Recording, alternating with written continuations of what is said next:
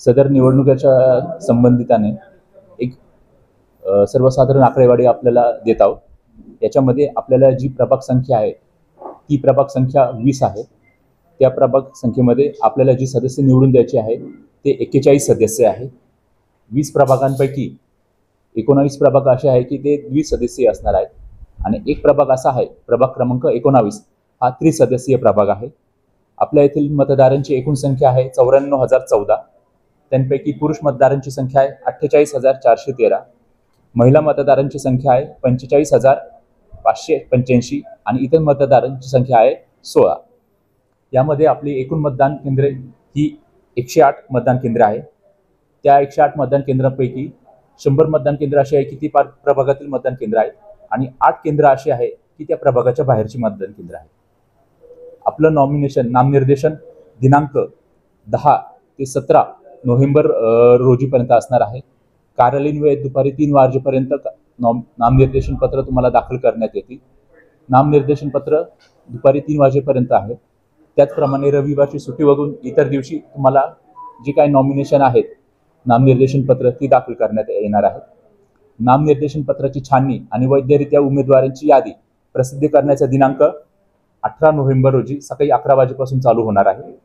त्याचप्रमाणे नामनिर्देशन पत्र मागे घेण्याचा कालावधी 19 ते 21 दुपारी 3 वाजेपर्यंत आपण घेणार आहोत।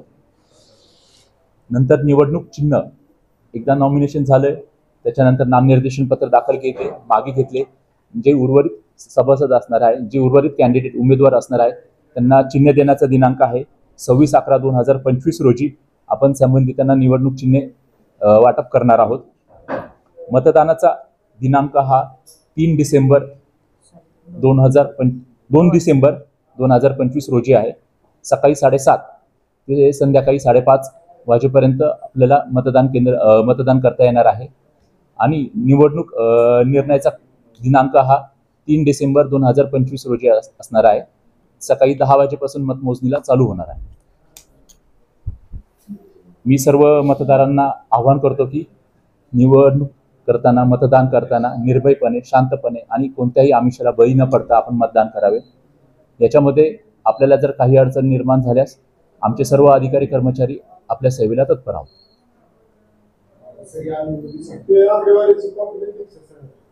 आपण तुम्हाला सर्व देणार आहोत।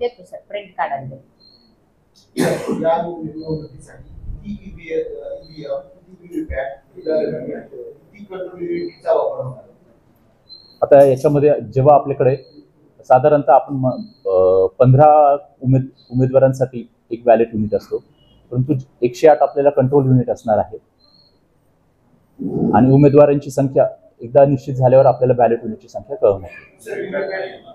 व्हीव्हीपॅट नाही। आक्षेप पूर्ण झाले का नागरिकांचा आक्षेप जे होते निवडणुकीआधी आक्षेप होते ते पूर्ण झाले का?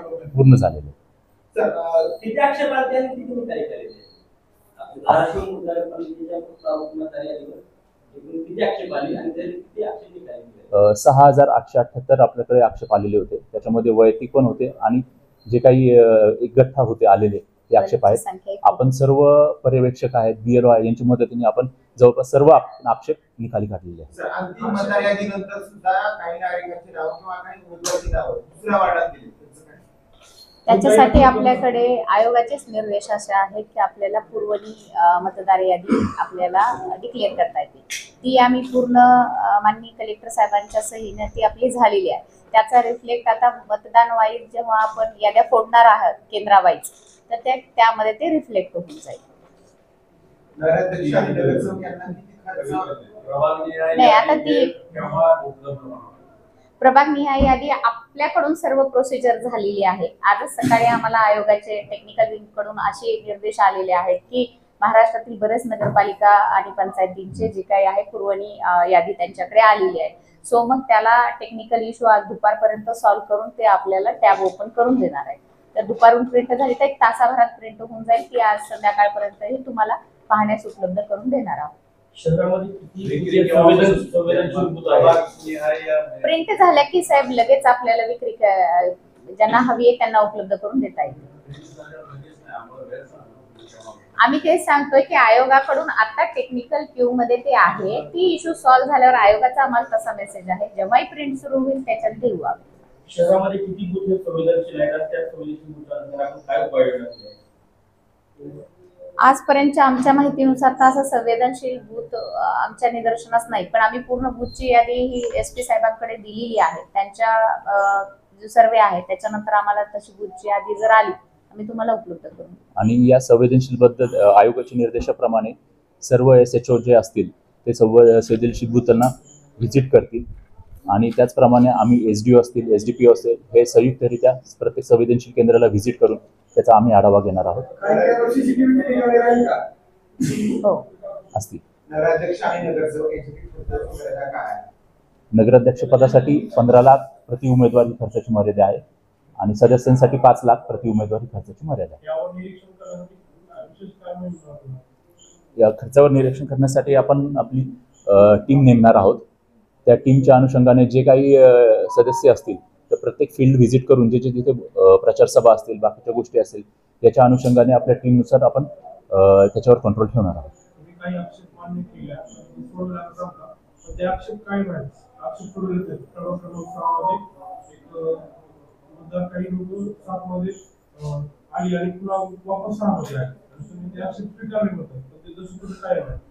येस, तर आपण त्याबद्दलच सांगितलं की जे काही टेक्निकल मध्ये आपल्याला असं झालेलं आहे त्याच्यासाठी आपण पूर्वनी कंट्रोल चार्ट आपला ऑलरेडी अपलोड आहे, त्याची जी काही तुम्हाला यादी मिळेल ती मिळेल. आणि दिव्यांगमध्ये स्वतंत्र एक हो, कुठे आहे त्याचं स्वरूप कसं आहे? नाही आता आम्ही आमची झोनल हो दिव्यांगाची पण आपण प्रत्येक ठिकाणी जे आहे आपल्याला रॅम्प वगैरे जे बेसिक सुविधा त्याच्या प्रत्येकच बूथ वरती त्या आपण तयारी करतोय. प्लस आपला एक पिंक बूथ पण असणार आहे जिथे पर्दानिशीन महिलांचं प्रमाण, मतदारांचं संख्या जास्त आहे, अशा ठिकाणी आपण प्रत्येक ठिकाणी महिला सहाय्यक जे आहेत ओळख पटवण्यासाठी त्यांचीही नेमणूक करणार आहोत.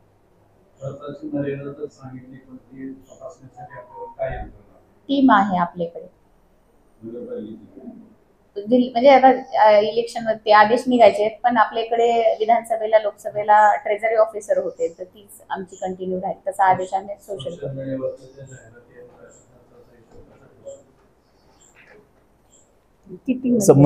संबंधित टीममध्ये आपल्या टीमचा कसे 2 पार्ट असणार आहे. एक ते त्यांची फील्ड व्हिजिट असणार आहे, जी फील्डवर सगळं बघून आपल्याकडे काम करेल की किती खर्च झालेला आहे, उमेदवाराच्या अंदाजित किती खर्च आहे, तो सगळं त्यांच्या हिशोबामध्ये इन्क्लूड करणार आहे.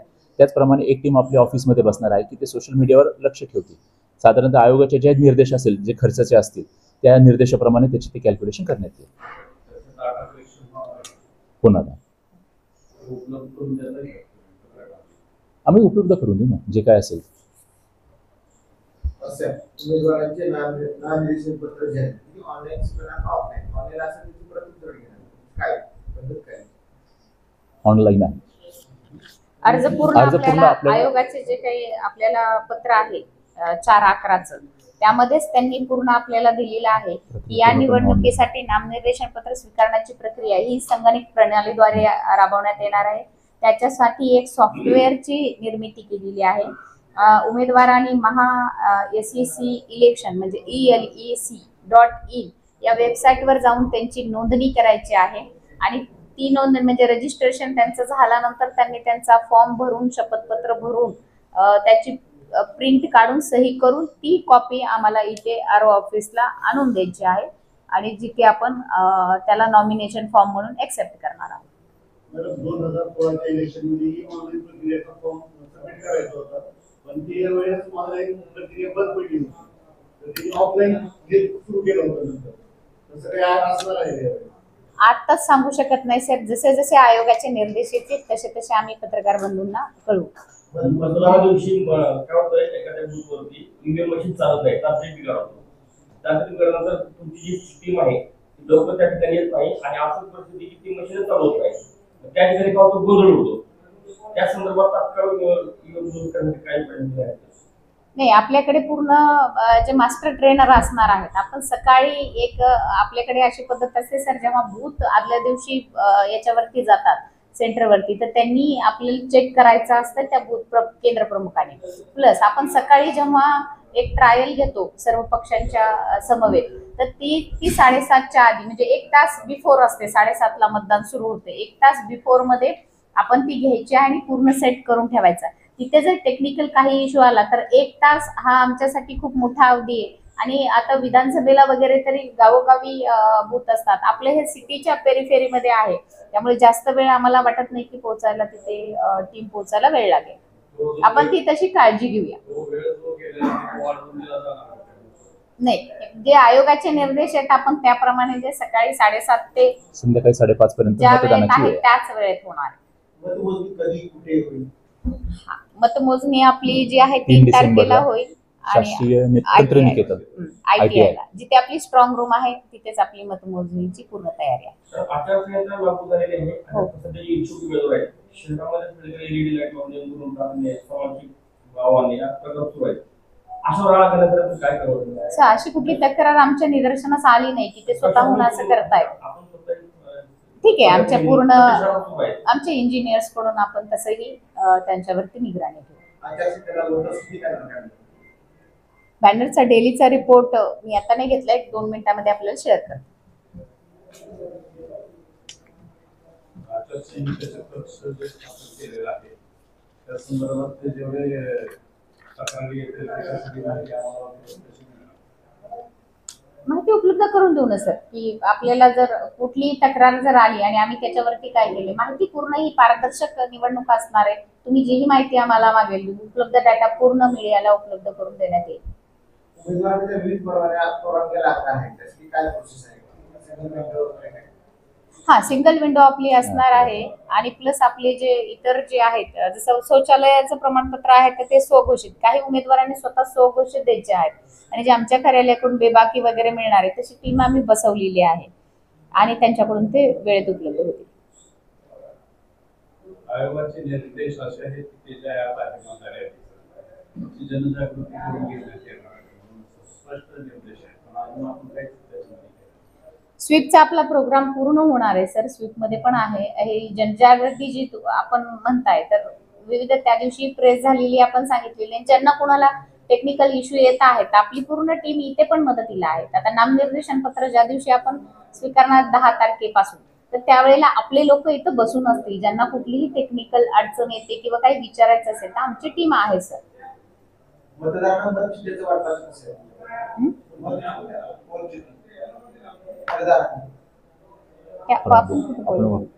विधानसभेला करतो. ते असे कुठले अजून तर असं नाही. अजून तर अजून तर काही नाही. निर्देश काही प्राप्त नाही. जसे होतील त्या पद्धतीने करू. मास्टर ट्रेनर सध्या जे आहेत मास्टर ट्रेनर ITI मधले आहेत, पण आम्हाला जे दिले आहेत टेक्निकल ते 2 दिलेले आहेत. अजूनची नियुक्ती होणार आहे. तहसीलचे आम्हाला 2 दिलेले आहेत आणि ITIचे काही मास्टर ट्रेनर आहेत. तर जे काही प्रशिक्षण होणार ते मास्टर ट्रेनर मार्फत होणार आहे. तुमचं मशीन FLC असो, कॅन्डिडेट सेट असो, इतर सर्व गोष्टी मास्टर ट्रेनर मार्फत करण्यात येतील. मध्यंतरी निवडणूक मतदाराच्या ज्या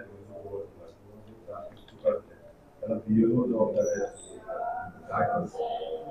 काय असं नाही म्हणता येणार, घोळ आपल्याला असं म्हणता येणार नाही. महाराष्ट्रात आपण इतर जिल्ह्यातही थोडस माहिती घेतली तर जिथे जिथे बवर्ग नगरपालिका आहे, गेल्या वर्षी आपल्याला जो काही म्हणजे 22ला शेड्यूल आलं होतं, तर जवळपास आपल्याला मतदार यादी डिस्ट्रीब्यूट करण्यासाठी म्हणजे भाग वाईज फोडण्यासाठी आपल्याला बराच अवधी मिळाला होता. पण आता आपल्याला जवळपास केवळ कंट्रोल चार्ट अपलोडिंगचं जर सोडलं तर केवळ 3 ते 4 दिवस मिळाले. आणि वास्ट काम असल्यामुळे आणि 3 ते 4 दिवसामध्ये इतकं काम पूर्ण करायचं असल्यामुळे त्याच्यामध्ये जे काही आहे आक्षेप जास्त आले. आक्षेपाचं पण असं आहे सर की असं नाही म्हणू शकत आयोगालाही ते मान्य आहे, आक्षेपाचा नाही तर कालावधीत दिला नसता. विधानसभा आणि लोकसभेला असं असतं की तुमचे गाव ते गाव पूर्ण वार्ड असतात, त्यामुळे हा इकडल्या गल्लीत वगैरे फोडायचा इश्यू नसतो. पण नगर परिषदेच्या कुठल्याही इलेक्शनला तुम्हाला वॉर्ड वाईज फोडायचे असतात आणि काही काही त्यामुळे तक्रारी येतात. बऱ्याचशा तक्रारी आमच्या अशा आहेत की काही एकाच नागरिकाबद्दल काही म्हणतात इथेच ठेवा, काही म्हणतात नाही तर शिफ्ट.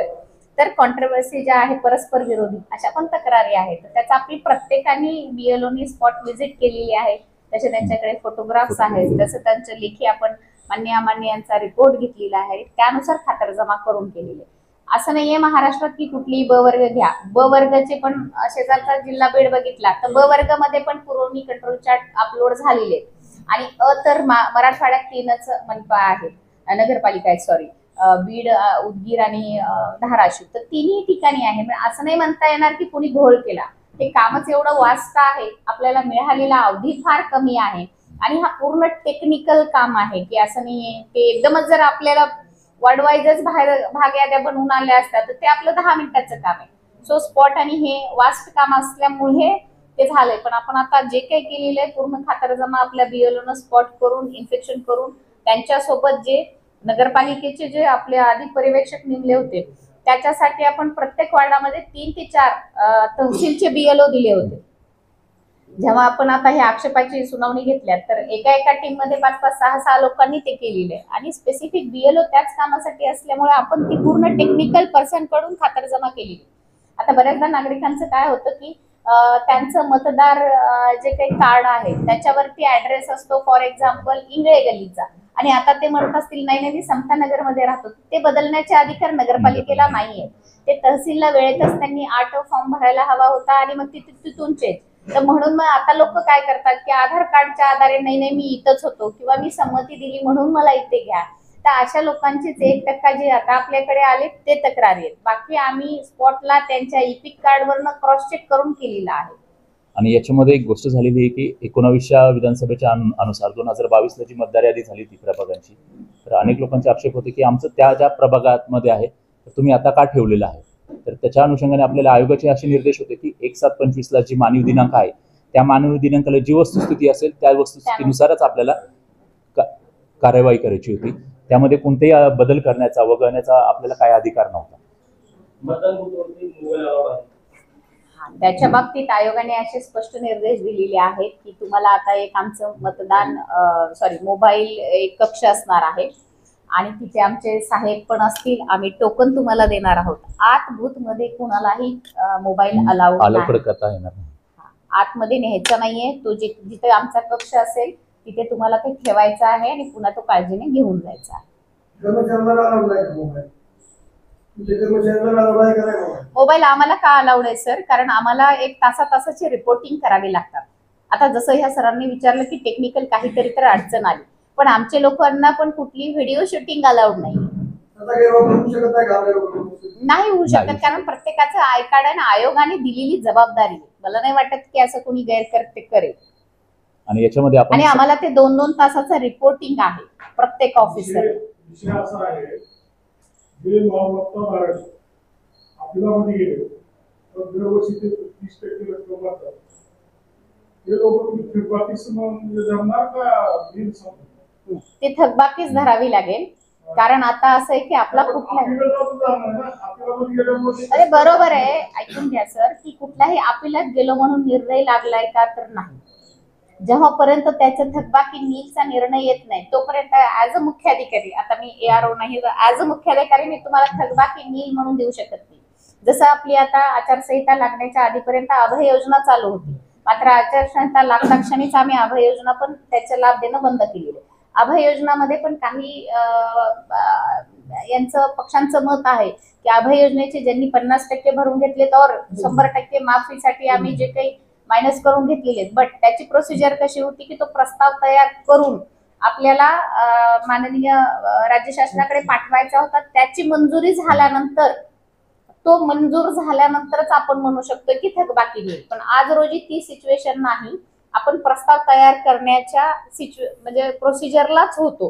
त्यामुळे आज आम्हाला कुठल्याही म्हणजे आमचं या मीडियाद्वारे विनंती पण असेल की जे नामनिर्देशन पत्र भरणारे उमेदवार आहेत, पण sir what may be situation, पण आज काय आहे की मी तेच सांगते की आज जर नामनिर्देशन पत्र भरताना असे कुणी आक्षेप घेतले आणि बेबाकी असताना जर तुम्ही थकबाकीचं निदर्शनास आलं तर तुमचा फॉर्म रिजेक्ट होऊ शकतो. हे आम्हाला तुम्हाला सांगणं, क्लिअर कट गायडन्स देणं फार गरजेचं आहे. मग तो एखाद्या नामनिर्देशन पत्रामध्ये तुम्ही जर चुकीची माहिती भरली तर त्याला जबाबदार अर्थातच आरओ, एआरओ और सीओ नाहीये. आम्ही तुम्हाला स्पष्ट सांगतोय की अभय योजनेचा पण आम्ही ज्यांना लाभ दिलेला आहे, बट जे उमेदवार आहेत त्यांनी जी थकबाकीची तिथं आम्ही तुम्हाला नील म्हणून दिलेली असेल, पण आज आम्हाला बेबाकी प्रमाणपत्र देताना तुम्हाला ती नील गृहीत धरता येणार नाही, कारण त्याचा मान्यता आपल्याला शासनाकडून भेटलेली नाही.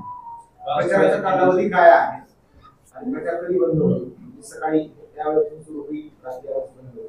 प्रचाराचा कालावधी आपल्याला 2 तारखेला आपली निवडणूक आहे. कमिशनचे डिरेक्शन आहे की त्याच्या आदल्या दिवस सोडून रात्री 12 वाजेपर्यंत, म्हणजे 30 तारखेपर्यंत 12 वाजेपर्यंत आपल्याला प्रचार करता येणार आणि 30 तारखेला 10 वाजेपर्यंत आपल्याला जे काही प्रचार सभा वगैरे आहे त्यावेळेस ते बंद करता येईल. म्हणजे मोर्चे अधिकारी कर्मचारी अधिकारी नाही, त्याचे आदेश आपले आता आदेश details बनवणं चालू निघणार आहे. आहे. सध्या आरओ, एआरओ आणि सहाय्यक एआरओ यांची नेमणूक झालेली आहे आणि बाकीचे जे आदेश आहेत झोनल किंवा फील्डवरचे विविध पथक प्रमुख यांचे आदेश आज निघतील, आम्ही ते तुम्हाला शेअर करू. ड्राफ्ट प्रणालीबाबत गेल्या वेळेसच्या निवडणुकीचे निकाल आलेत का आपल्याला?